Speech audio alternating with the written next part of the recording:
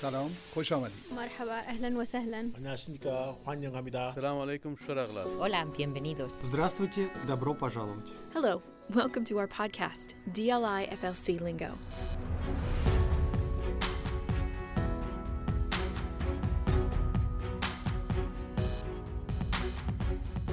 Everything that I like ends up being like Latin. You know, I have no Latin blood, nothing, no Latin ancestors. And everybody asks, I'm like, no, I just like the music, the language, their movies, colors probably.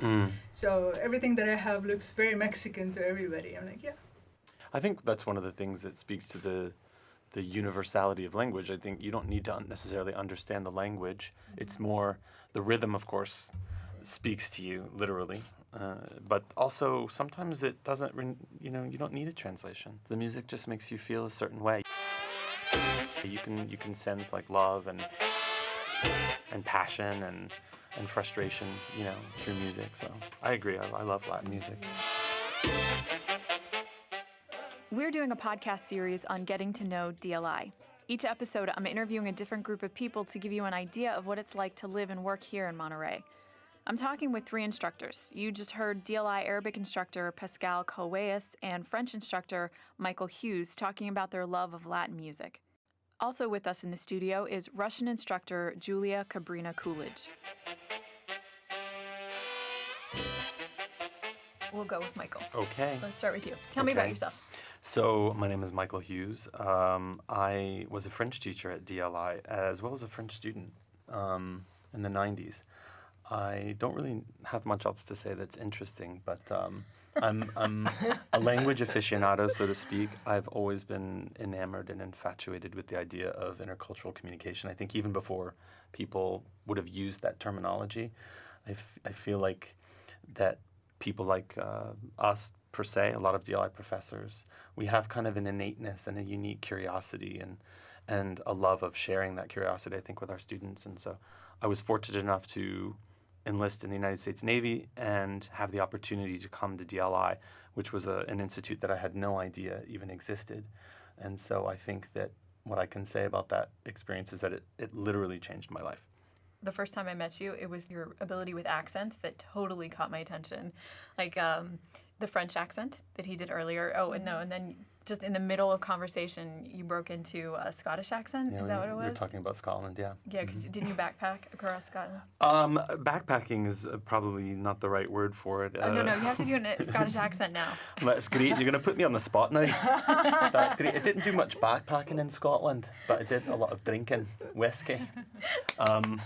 So I do think that there's a connection between language and not so much the ability to do accents, but I mean, really, at the end of the day, when you're learning a foreign language, you're imitating someone else's sounds or another culture's sounds, if that makes sense. And so to some extent, I do think that there's a correlation between having what I think musicians refer to as a good ear and being able to at least reproduce language from the phonetic perspective, if that makes sense. Mm-hmm.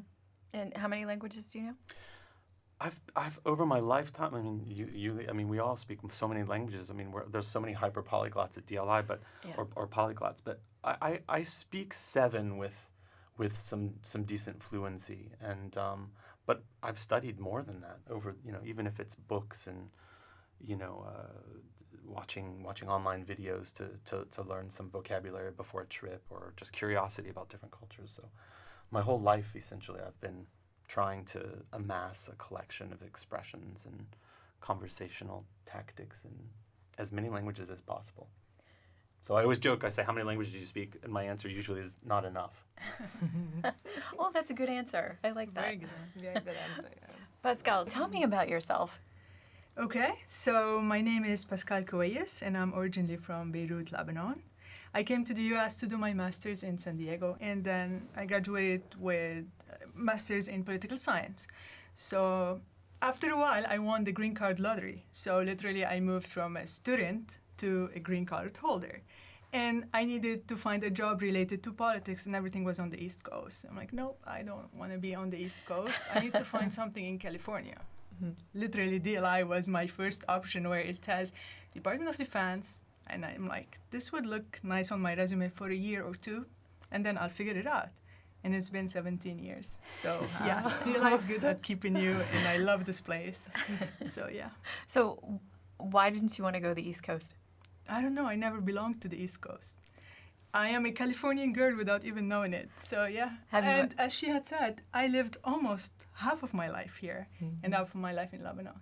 Have you been to the East Coast? Have you traveled over there? Yeah, my brother lives there, and I've been to DC too many times, in New York. But I just feel that this is home for me, the West Coast.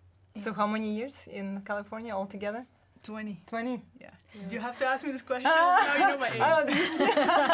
I think it speaks to the uniqueness of this state. I mean, it's not without its faults. There's no doubt about it. I did not grow up in California, and as I mentioned before, I came to California for the first time at 18 years old to come to DLI. I felt the same way. I felt like I came home when I got here, and that's why I think DLI was such a transformative experience for me. I left naturally being in the military. You go and you do other assignments, but there was something in me, that had kind of a seed had been planted, so to speak, and I kept wanting to come back, and I realized, like, now as an adult, even if I leave California, I might have been born and raised in Florida, but I feel like I'm a Californian for sure, so I understand that completely. Same here, and I sometimes joke about it. I'm like, there's a smell to California. I don't know how to explain it, but once I land here, and mainly in San Diego, I'm like, I smell California. There's something that makes it home. Even though I love Lebanon and I love home, but then California is special. Yeah. Yeah, no, you're absolutely Such a great right. state. I love this state too. I mean, I've lived here more than 20 years now. You know how old I am. but I love the fact that you can go swimming, you can go skiing, you can go wine tasting. I mean, there are just so many activities that you can do in this state. It's amazing. And of course, the price of living is high, but I don't know. I guess you pay for the experience. Yeah, I mean, there's a tax, I suppose, that for quality of life. I think we're pretty fortunate. I'd like to be able to spend less money on rent, but that's a different conversation.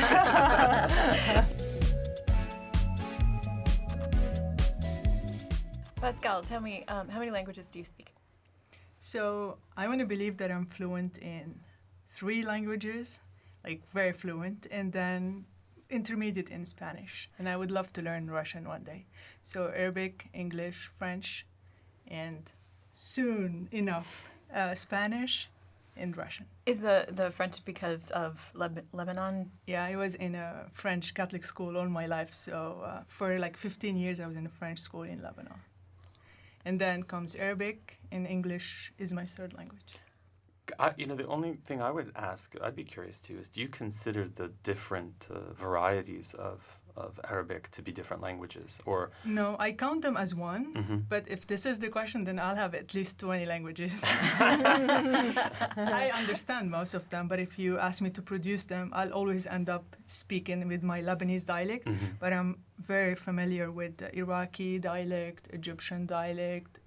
These are the main ones around me. Yeah, I've always been fascinated because, like, musically, when you hear Arabic, we have friends in common, of course. We know some of the same people, and it's amazing. Like, they only need to hear a couple notes, and they know, Lebanon. Of course. Or, Egypt. Jordan. It's incredible, only after a few words. So. We share music, and we share food. Yeah, yeah. These are the things we love the most about the area. So can you tell someone, let's say if somebody's speaking Arabic, can you tell right away that this person comes from this particular region? Even within the same dialect, you would know where in the Levant, for example. Like, I would know if somebody's Syrian, if somebody's Jordanian, Palestinian, or Lebanese, while we call it over here Levantine. So, yeah, no, totally. It's fascinating. Would you say it's because of the pronunciation or because of the lexical choices that the person makes? Both. Even sometimes the structure of the sentence would be different. Does that exist in Russian? Yes, definitely. I mean, if somebody speaks Russian, I can usually tell after a minute or so what part of Russia they come from. Okay. But I think it is probably universal. It's not just pronunciation, but also certain words, certain expressions, stress on a certain syllable. Vowels too, and vowels, right? yes, definitely vowels. So it can tell somebody, apart. If someone comes from Moscow versus from Siberia or something like that. And I'm not saying that I'm very familiar with all the dialects because I come from the central part of Russia, not far from Moscow, so I'm not as familiar with like the region, Far East, for example. But yeah, it's really interesting. Have you ever been to the Kamchatka Peninsula? I have not, but I'd I love was to fascinated go. by the idea of it. I don't know, it looks amazing. Never been there, never been to Siberia, but I think it would be fun to take a Trans-Siberian Railway someday. That's It's something one that of I'd my love dream to trips. do Yeah, in the future, for sure. the Orient Express. Yes. No murders, but No murders. Where does the Trans-Siberian, I almost said orchestra, where does the express take you? Like, what does that cover? I think it depends on which one it is, but some of them cover Mongolia, China, then it goes through Russia, through Siberia, and then I think my hometown, which is Nizhny Novgorod. I don't know exactly all the stops, but I believe it takes about 2 weeks from start to finish. Oh, wow. Just So- one way. One way. I mean, the idea too, I know a lot of people, I shouldn't say, excuse me, I don't know a lot of people who have done it, but I know many people who do it, rather, that you can kind of piece it together too. You can sort of stop and, if you want to stay in Ulaanbaatar, for example, for a few days, and experience Mongolia, the capital, and, keep moving on. But yeah, it just seems like an incredible trip. And some people do it both ways, so like a round trip. But I think mostly it's usually just one way because it takes such a long time. Yeah, yeah. There is an orchestra too. You're not Oh, wrong. yeah. They've been touring. I have seen the ads on social media.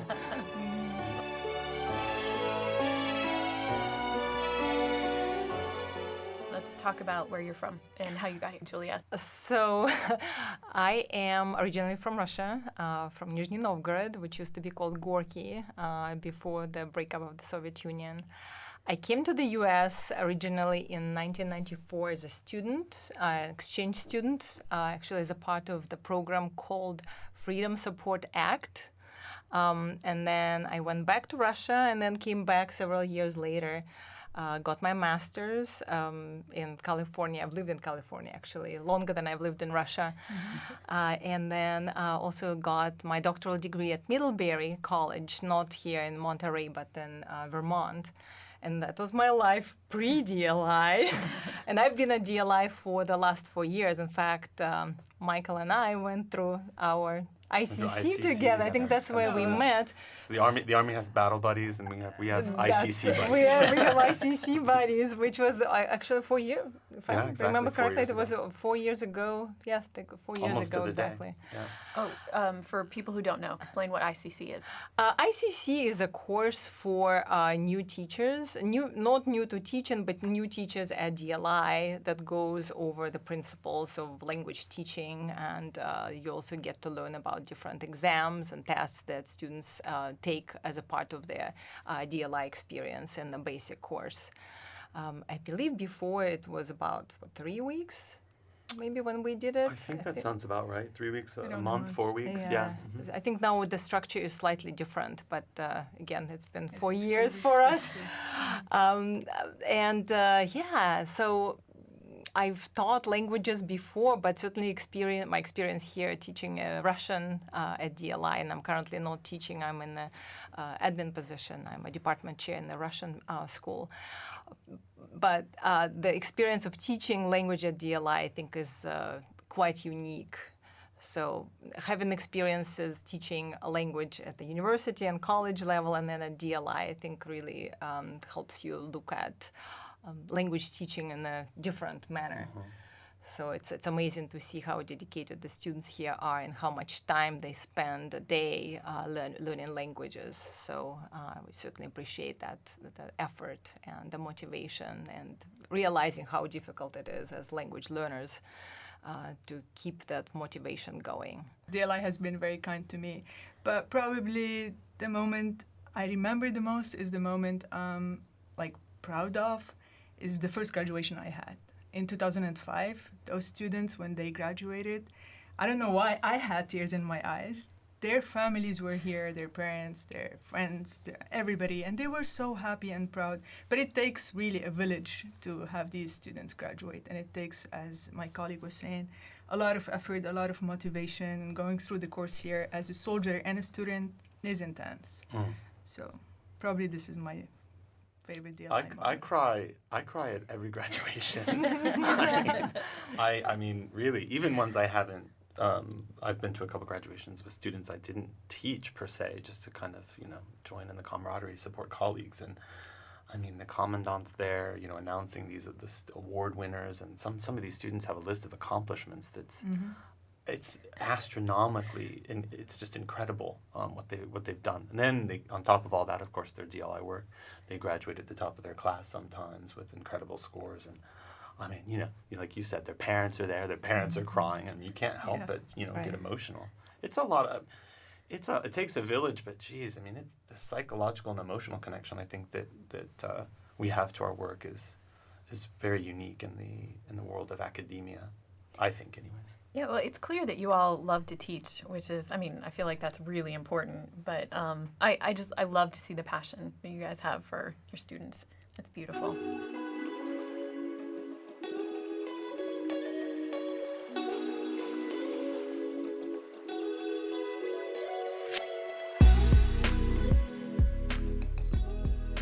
Julia, tell me about what you like to do on your time off. My time off, you mean like weekend, let's say? Yeah, let's go with that one, weekend. With weekend. I like to do some exercise, some sports usually. It could be running or it could be biking. And of course, there are so many beautiful areas where you can bike here. I mean, just going down the Pebble Beach, 17-mile drive. There are so many beautiful places. So that's something that I would love to do if I have time on the weekend. I really, really miss Osio Theater that closed, unfortunately, the one downtown that used to be in downtown Monterey, because it had a lot of foreign films and independent films. We used to go there all the time, but unfortunately, I don't know what the future of it is, but I heard that it closed and it's not going to reopen. Pandemic. So reading, coffee, exercising, maybe sleeping a little bit, even though it's hard to sleep in these days because you only set schedule, coming to work at 7:45. So I'm definitely a morning riser now. But yeah, like I said before, I think there are so many different things that you can do here. And I never run out of ideas, if I have time. It's just a matter of actually having time and finding time for everything that you want to do. So it never gets boring.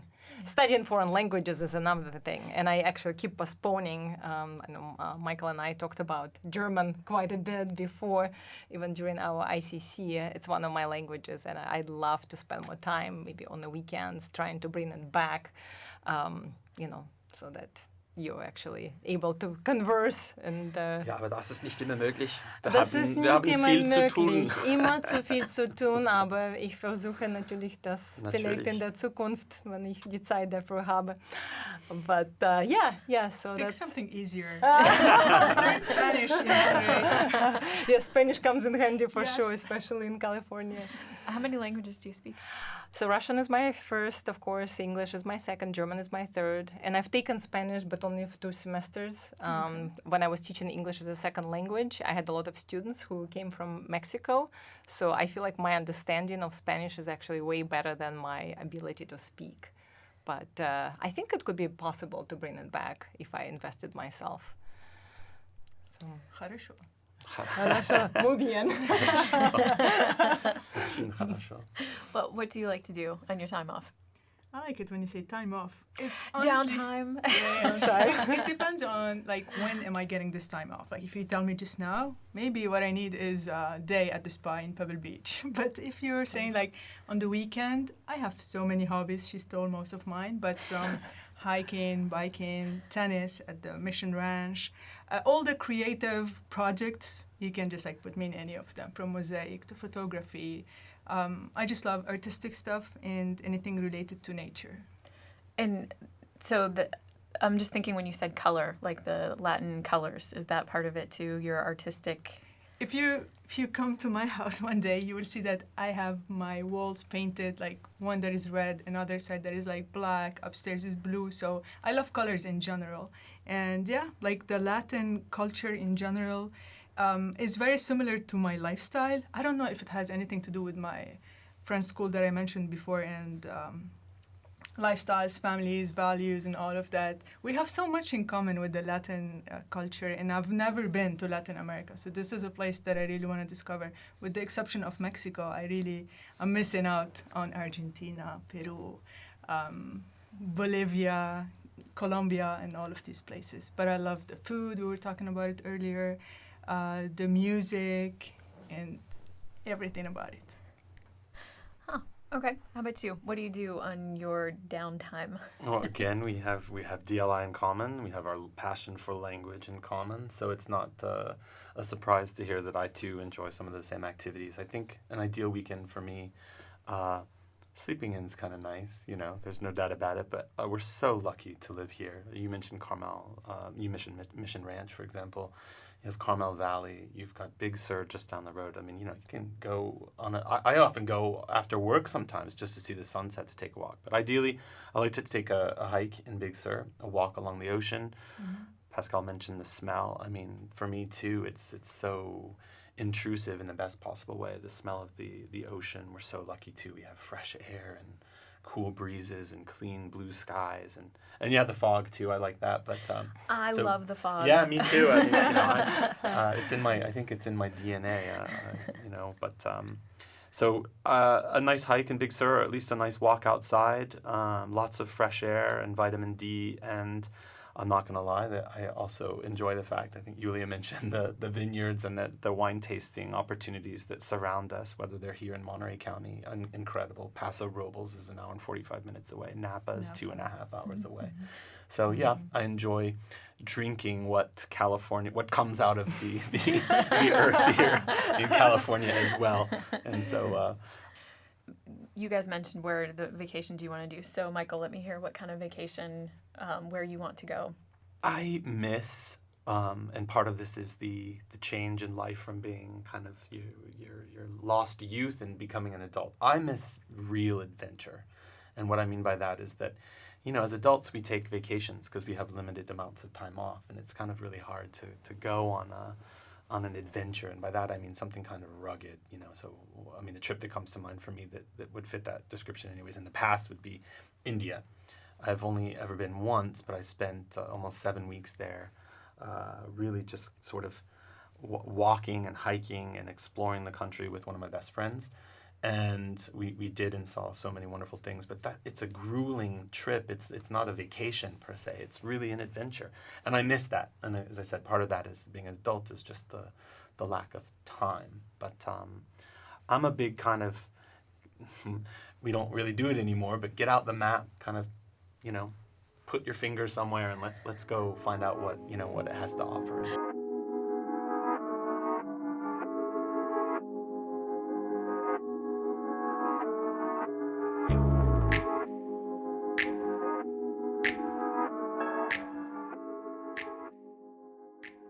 Okay, so I want to make sure that we get this in because it's very important to me. I want to talk about the different cultures. Let's start with Russian because it was just so much fun reading about all the differences between the American culture and the Russian culture. So give me just one thing that's different that might be a little bit harder for Americans to understand. Doesn't translate as well. So we're talking about culture. Mm-hmm. Okay. Well, there are so many different examples, but if I were to pick one, okay, so it seems to me that in Russia, it's polite to say no. When for example, when somebody offers you something, even if you want it, you're not going to say, oh, yes, definitely, I want it, give it to me. A person may say, no, thank you, but then you offer them something again. And they may say, oh, no, it's okay. But then you offer it again and they say, thank you. And they would take it. Even if you're just sitting at the table, let's say if you're having a meal together. May I give you a little bit of the salad? Oh, no, it's okay. But please have some more. No, it's okay. Okay, I'll have some more. But in the U.S., it's kind of the other way around. if you say no, nobody is going to offer it to you again. So you better be quick. And if you want something, say yes, because you may not be offered it again. And again, this is kind of like an abstract example, I think, but I often think about it, especially when I come in contact with the Russian culture or with American culture, or when there is this culture clash, for example, when there are Americans and Russian present, and sitting at the table. So you notice those little details and intricacies in their communication styles. And since I mentioned sitting at the table, then I think of celebrations, and another thing that comes to mind is giving flowers. And I don't know if you know about this. Maybe you have heard. Well, in Russia, the number of flowers is really important. Odd versus even. So if you're going to someone's birthday party, you want to give them an odd number of flowers, because an even number of flowers is usually reserved for sad events such as funerals. Wow. Oh, wow. So if you're going to give a bouquet to your girlfriend, a bouquet of roses for Valentine's Day, give 7, 9, 11 roses, but don't give 8, 10, 12, etc. Interesting. So, Like for the food, we have so much in common, but for the flowers, like if you're going to give somebody flowers, make sure it's not like 12, give them 24. You have to be generous in the Arabic culture. But for food, like try to be at somebody's house, let's say my mom's house, and she made tabbouleh for you, she's trying to offer it for you, and you say, no, thank you. That's like offensive. You have to try it. She's gonna be like, no, like try a little bit. And in our culture, it's just out of love that they're giving you food, and they really want to feed you, even though you just had dinner. It doesn't matter. So you just want to say, oh, thank you, and try it. So in here, I know what happens to my friends when they come and visit, or if my mom is around, or anybody who's Lebanese, we overdo this. And Americans would be like, I just ate, and it's just weird. I think it's just something typical in Russia too, like offering people, please have some more, Yes, please have please, some more, try because them, Russians they're are good. very hospitable people, Same. and you're not going to leave table hungry. Well, I mean, the only thing that sounds different is that maybe the good news is that you're starting off with smaller portions, perhaps in your respective cultures. Yes. Whereas, as you know, in the United States, a typical plate size is already a meal for 4 or 5. So I'm being a bit facetious, but Yeah, but even in the Arabic culture, let's say I'm inviting the 3 of you, I will be cooking for 25.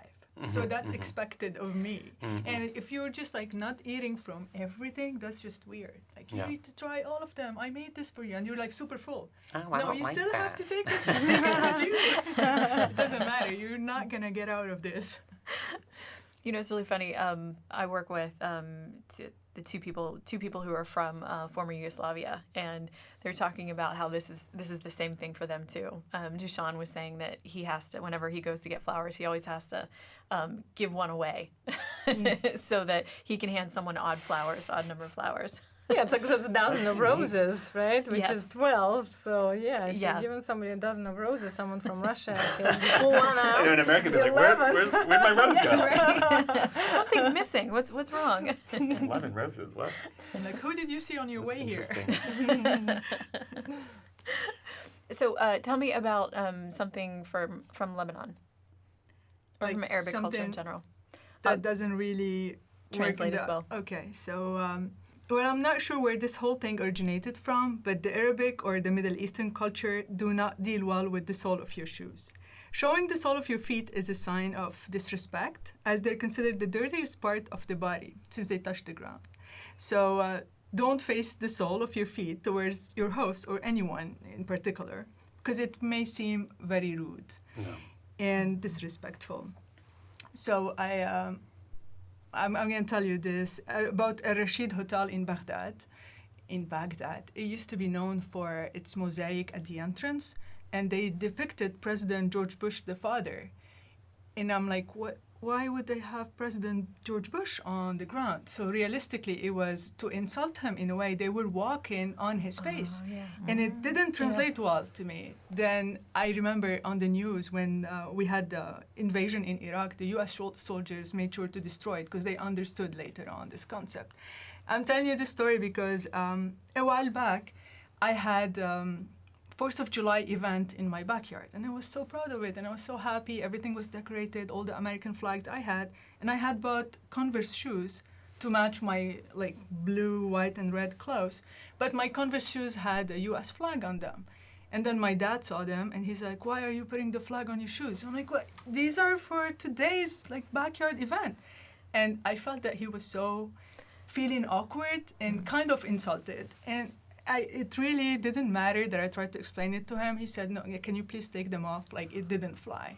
So this is one thing with shoes, feet, and respect. Yeah, that's really interesting.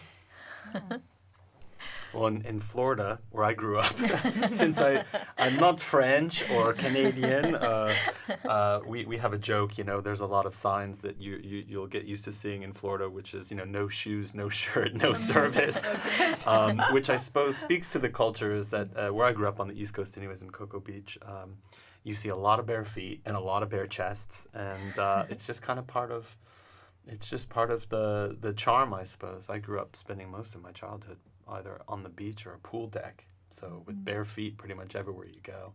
But I always joke about that. In Florida, it's the opposite.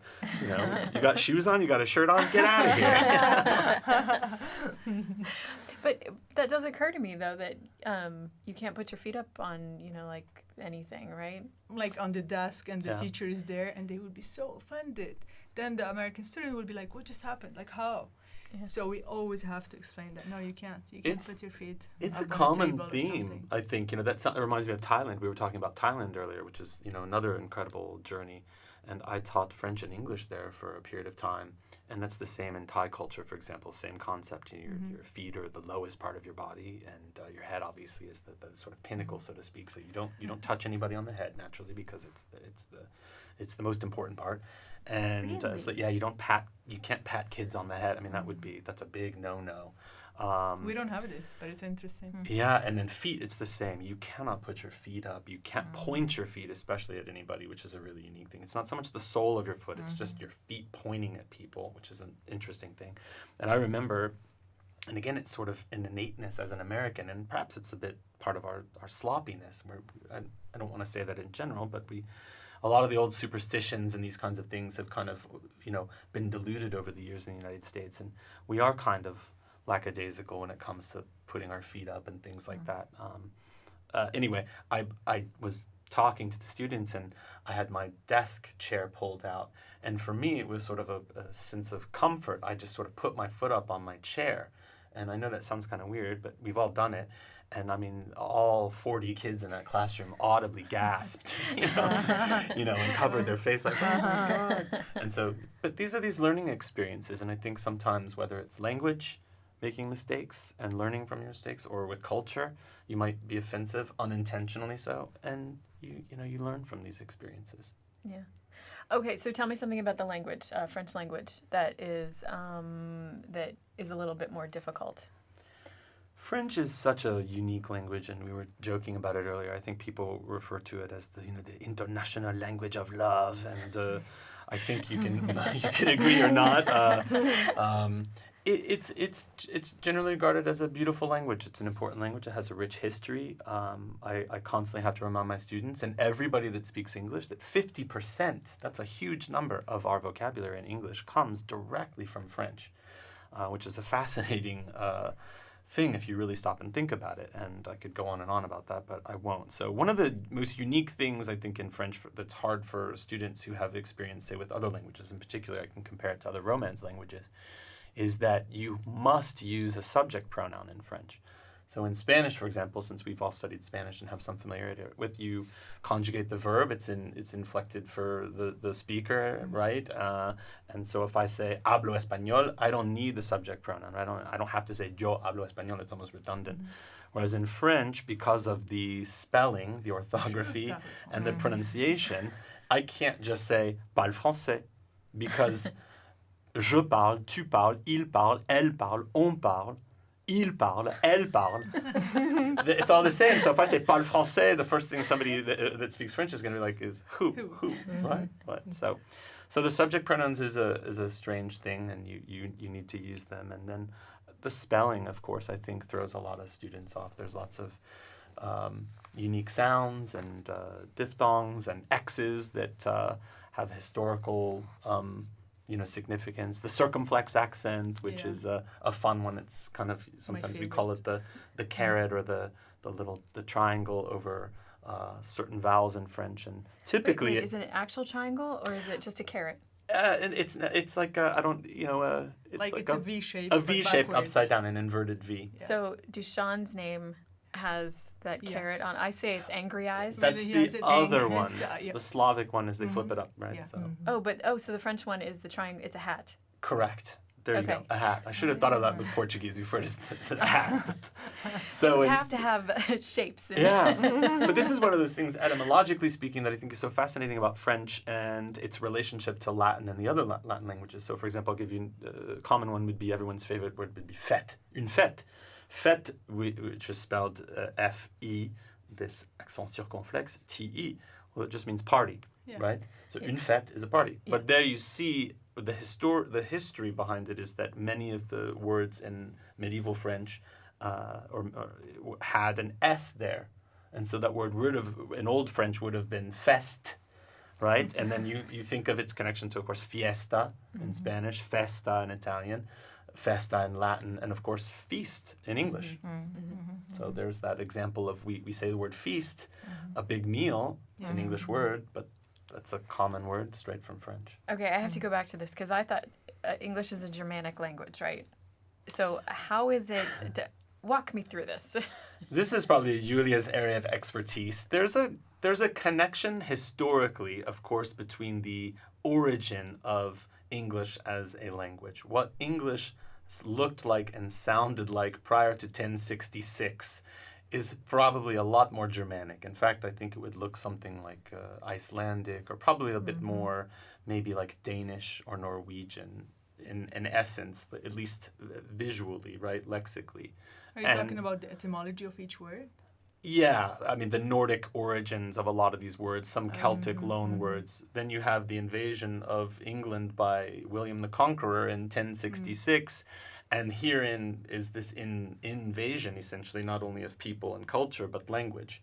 And so from that moment on, English language changed for all intents and purposes dramatically. And that's what I was saying earlier. So when you look at 50% of your vocabulary coming from one language, and especially in modern English, where we're using hundreds of different languages every day, essentially, to build up our vocabulary, that's pretty remarkable. I think words of German origin in English, maybe it's about 25%.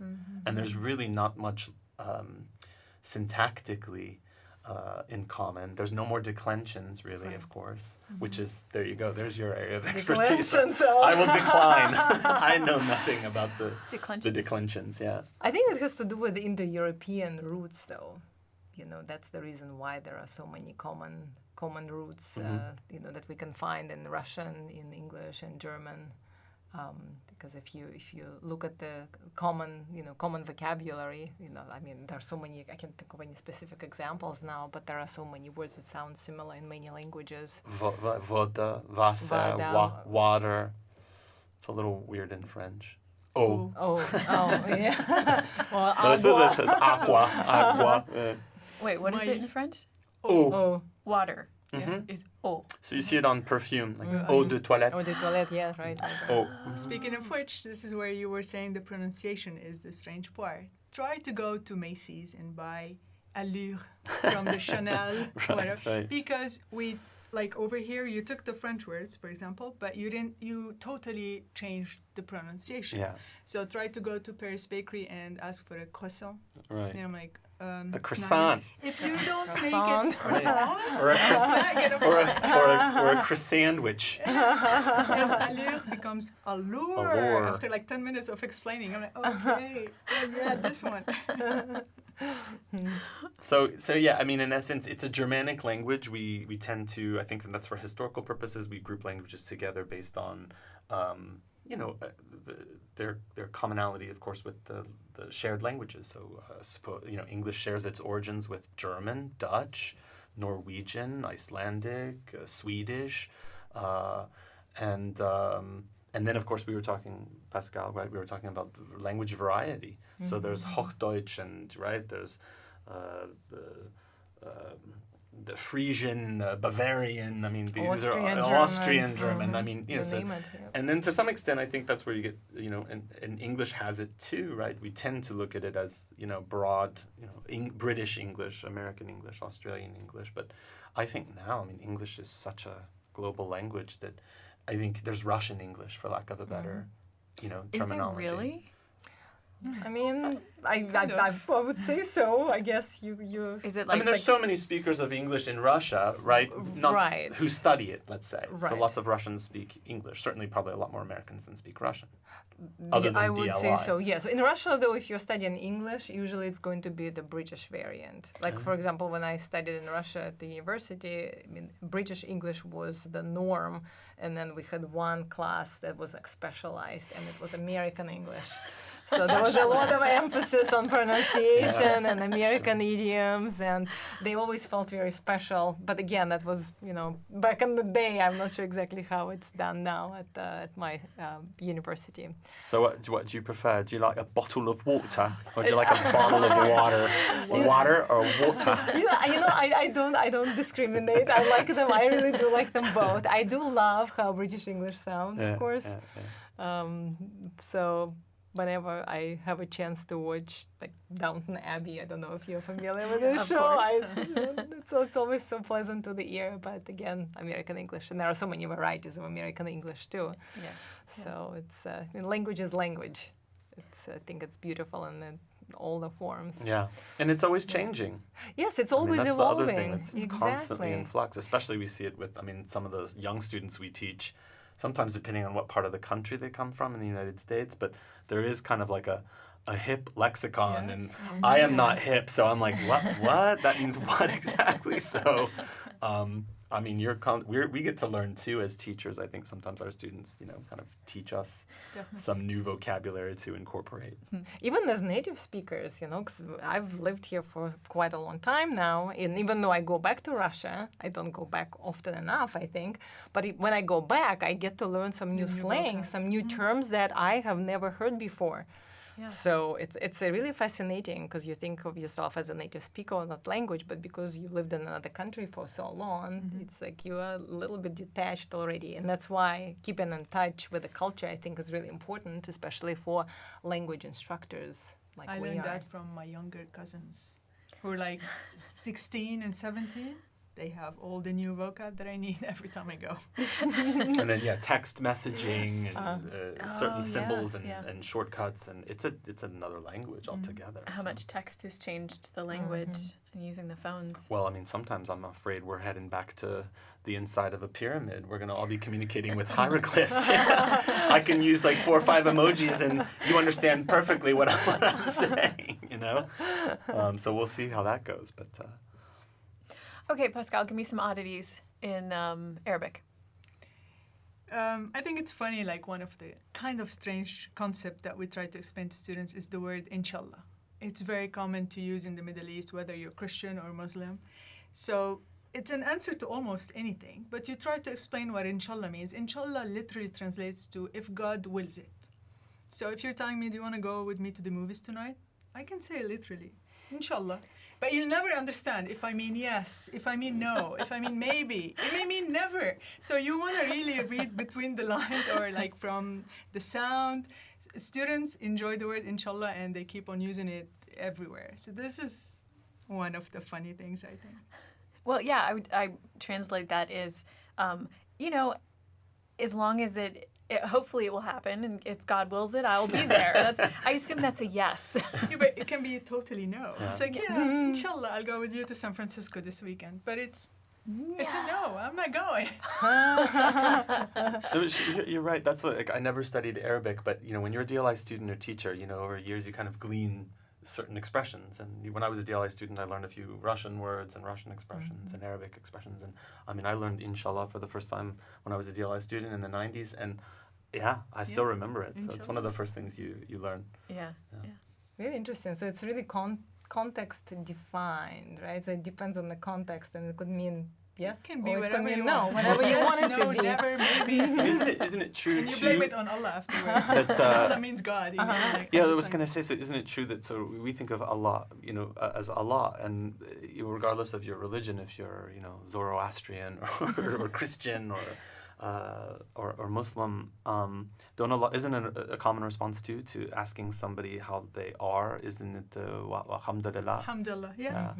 And again, like, I know there's a misconception here that Allah is the God in Islam, but Allah literally means God. So it can be anybody, and you ask them, I don't know, in Turkey or in Lebanon, it's not just the Arabic language, there's always the mashallah, inshallah, smallah. You always bring Allah to any conversation, but only to say, like, yes, thank to God, I'm okay. Or do you want to go to movies? Yes, if Allah wills it, but you don't always mean it. So that's the cultural part where people just use inshallah as an answer, and then you never know what they want. Well, I mean, in some languages too, I mean, the concept of God, we were talking about German. I mean, if you go to Austria, of course, you can say Servus, but a lot of people still say Grüß Gott. Grüß Gott, Yeah, as a greeting. As a greeting, which is literally, doesn't it mean greet Greet God? God, Yeah. literally, Yeah. yeah. Grüß Gott. I've never heard that before. Yeah. The There you Austrian. go. Yeah, Grüß Grüß Gott Gott. is very common. Yeah, literally greet God. Yeah, I heard Zeus in there somewhere. That's Grüß. Grüß. Yeah, it means Oh, it's- greetings. So it's Grüße aus Deutschland. Yeah, greetings from Greetings from Germany. Deutschland. Yeah. But, Grüße. so you can say Grüß dich. Grüß dich. Yeah, which is greet you, Yep. right? Grüß dich. Genau. Yep. But it's quite polite. How do most people say hello in Germany these days? Guten Tag. Guten Tag. Yeah, guten Abend. Guten Abend, guten yeah. Morgen. Hello. Yeah, it depends on the time of day. Hello, yeah. That's pretty Hey. informal. Hey. Young people probably say hey. Yeah. English influence. This was, you want to talk about a funny cultural difference really quick. The reason I have such an affinity or attraction to Germany was that was the first country I visited as an American outside of the United States. And you want to talk about a cultural lesson. Me being American and having just studied German in high school, Deutsch aktuell 1, which I still remember the dialogues. I'm saying hello to everybody in the street, Grüß dich, hallo, wie geht's? And I mean, the look of shock on my friend's, mother, and it kind of went on, and they didn't say anything because it's sort of the German way. Like, they're quite polite in that regard, and I think they knew it was my first time in Germany, but eventually my friend basically had to say, like, can you please stop saying hello to everybody, because we don't do that here. Like, you don't greet strangers. And, as an American, we get made fun of sometimes because we're very casual with I love you, we're casual with like just saying hi to strangers. And that was an interesting thing. I wouldn't say culture shock, but yeah, when you're 18 and you're trying to make a good impression and somebody tells you, like, calm down, you don't talk to strangers. That was an interesting lesson for me. And again, I've carried that with me ever since. So of course, if I'm in Germany, I've experienced I don't this say backwards. anything. I don't say anything. Just like in Russia, that's actually very similar to how you would act in Russia. I had a very similar experience in a way, but opposite when I came to the US from Russia, when I was also 18.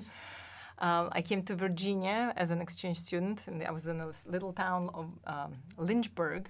Oh wow, Which is about that is a little town. like 3 hours maybe from DC. Yeah. And so here I am, just got there my first time in the United States, and I studied English in Russia. It was my major.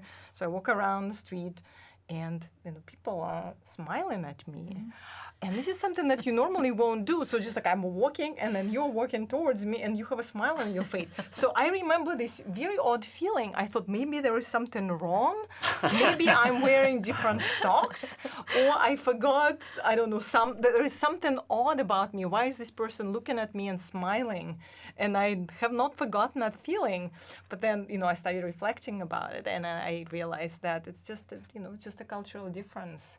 So in Russia, this is not something that, and again, that was back in the 90s, but you usually don't walk around and smile and say Same hello. with me, not when I came here, but every time I have a visitor or somebody visiting from Lebanon, and they'll be like, how come you know everybody? I'm like, I don't know anyway. Like you'll be in a supermarket and people tend to say, hello, how are you? Hello, Yeah. and smiling Yeah. at you. And people will be like, you know all of them? Then I realized that, yes, where I come from, you don't just greet people. You don't say, excuse me, every 2 seconds. Like, what did you do? I'm like, nothing, I'm just passing next to them. So, yeah, these things are, for a foreigner, like for me, they're just the way I live now. But for anybody visiting from overseas, they're just like weird.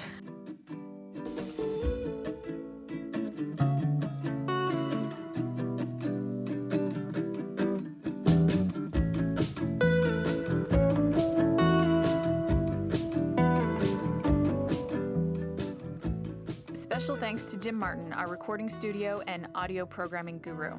Also thanks to our guests Michael, Julia, and Pascal.